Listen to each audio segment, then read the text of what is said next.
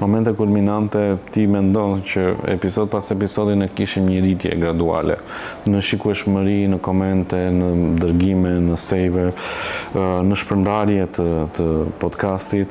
Dhe ne mendonim që nga ky episod kemi një rritje, nga ky episodi tjetër kemi një rritje. Ai i cili do të thoja dhe do ta bia dakord edhe me të gjithë ftuarit, ishte podcasti i fundit me Brojsi, i cili i dha një bukuri, i dha një fjalë, i dha një emër, i dha një shikueshmëri për te jetës normale, sepse ishte një podcast i paprojektuar. Ishte një podcast i cili erdhi natyrshëm.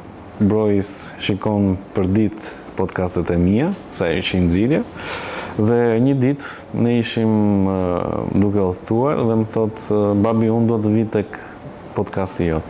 Dhe unë thash se me atë dëshirë e një fëmije, thjesht sa për të hequr atë dëshirën apo për të hequr kuriozitetin, më tha thjesht për të ardhur, por në një ditë para se të shkoja për të xhiruar, i them që unë po shkoj për të xhiruar.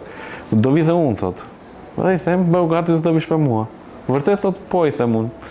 Vishet, vjen me mua dhe ikim në studio. Dhe në atë moment ai mezi priste që të futeshe për të xhiruar dhe i kishte parë aq me vëmendje të gjitha podcastet sa deshte të bënte çdo lloj veprimi siç kanë bërë me të gjithë të ftuarit e tjerë.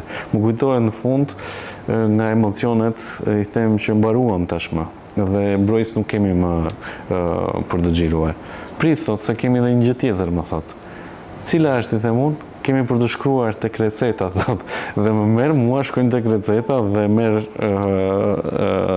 lepostilin dhe shkruan diçka të vetin, sipas inteligjencës së tij tashmë. Dhe kjo ka qenë një nga pikat më kulminante të podcasteve.